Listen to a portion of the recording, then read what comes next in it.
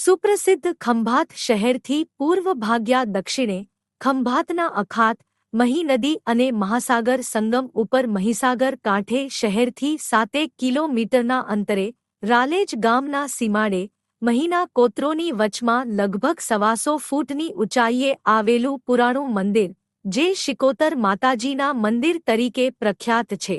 આશરે 900 વર્ષ પુરાણા આ મંદિરમાં પુરાતન કાળની માં શિકોત્રની મૂર્તિ બિરાજમાન છે. માતાજીના દર્શનાર્થીઓ અને શ્રદ્ધાળુઓ દેશભરમાંથી આવે છે. એક જમાનામાં વાહન વ્યવહાર અને રસ્તાઓ પાકા ન હતા. એ જમાનામાં ધુવારણ, કલમસર, બાજીપુરા, જહાંગીરપુરા, ડાલી, ખડોધી, ખંભાત, મેદપુર અને વાસણાના ભાવિકજનો ભાઠાના રસ્તાનો ઉપયોગ કરતા અને પગપાળા કે બળદગાડા મારફતે કાચા રસ્તે પ્રયાણ કરતા, પરંતુ માતાજીની કૃપાથી સૌના સદભાગ્યે આજે સરકારશ્રી તરફથી ડામર રોડની સગવડ થઈ છે અને સૌ તેનો લાભ લે છે. માતાજીના સ્થળનું ઐતિહાસિક પાસું જોઈએ તો એક જમાનામાં ત્યાં નજીકમાં રાલેજ ગામનું અસ્તિત્વ હતું.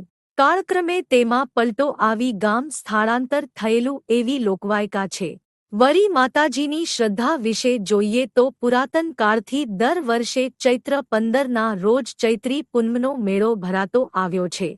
પહેલા તો બળદગાડા અને ઊંટસવારી કે પગપાળા પ્રવાસ કરીને દૂર દૂર ગામડામાંથી ચૈત્રી પૂનમનો મેળો મહાલવા માનવ મેદની ઉમટી પડતી અને સમુદ્ર સ્નાનનો લ્હાવો લેતા, અને આજે પણ એ પ્રણાલિક ચાલુ છે અને ગ્રામ્ય સંસ્કૃતિની ભાતીગળ ઝલક જોવા મળે છે.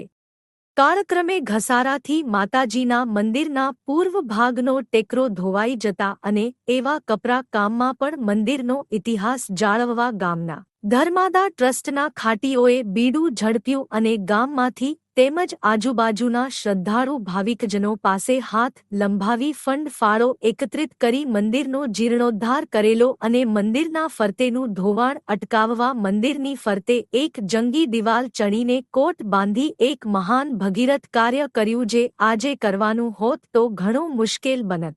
પરંતુ એ ભેધારીઓએ લીધેલી પ્રતિજ્ઞા પૂર્ણ કરી અને નીચેના ભાગે એક મોટી ધર્મશાળા વટે માર્ગો માટે બનાવી તેમજ પીવાના પાણી માટે નાની પુરાણી કુઈ હતી તે સમરાવી હેન્ડ પંપની વ્યવસ્થા કરી સુંદર કાર્ય કર્યું હતું, જે આજે પણ તેની સાક્ષી પૂરતા હયાતી ધરાવે છે.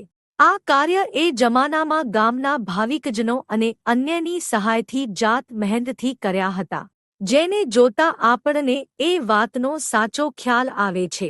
સમયના વહેણ સાથે માતાજીના શ્રદ્ધાળુઓ દર્શનાર્થીઓએ આ સ્થળને સહેલગાહના સ્થાન તરીકે વિકસાવ્યું અને પછી તો કારતક સુદ પડવો એટલે કે બેસતા વર્ષની નવલી સાંજે ત્યાં દારૂખાનું ફૂટે અને સૌ દર્શનાર્થીઓ ગ્રામજનો માતાજીના દર્શને આવતા થયા અને આજે પણ આવે છે.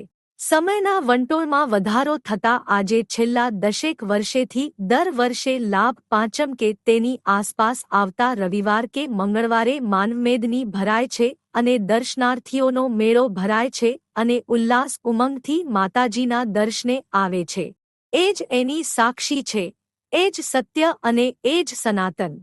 હાલ મંદિરના પટાંગણમાં નવી ધર્મશાળા, નવરાત્રી ગરબા હોલ તેમજ વોટર કુલરો મૂકી ઠંડા પાણીની વ્યવસ્થા તેમજ ઉજાણીઓ કરવા માટે વાસણ વ્યવસ્થા પણ પૂરતા પ્રમાણમાં ઉપલબ્ધ થઈ છે અને તે માતાજીની કૃપાથી હાલ તેનો વિકાસ ચાલે છે. માતાજીની અસીમ કૃપાથી તથા ભાવિક ભક્તોના સહયોગથી અત્યારે મૂળ સ્થાપનાનું નાનું દેવળ વિકાસ પામતા મહાન યાત્રાધામ બની ગયું છે. ભાવિકોને રહેવા માટે ધર્મશાળા તેમજ પ્રસંગો ઉજવવા માટે હોલ વગેરેનું બાંધકામ કરવામાં આવ્યું છે. દર રવિવાર તેમજ પૂનમના દિવસે બહારગામના ભાવિક ભક્તો માટે ભોજનાલય ચલાવવામાં આવે છે, જેમાં ભક્તોને વિનામૂલ્યે પ્રસાદી આપવામાં આવે છે. આજુબાજુના ગામના ઘણા ભાવિકો અહીંયા પોતાના સંતાનોના લગ્ન પ્રસંગ માટે પણ આવે છે. પાકા રસોડા સહિત અત્યાધુનિક સગવડ ઉપલબ્ધ છે અને હજુ પણ આ યાત્રાધામના વિકાસની ઘણી તકો છે, માટે ભાવિક ભક્તોને તેમાં સહભાગી થવા નમ્ર અરજ છે. આવા જ વિડિયો જોવા માટે સબસ્ક્રાઇબ કરો સિકોતરમાં 6 યુટ્યુબ ચેનલને.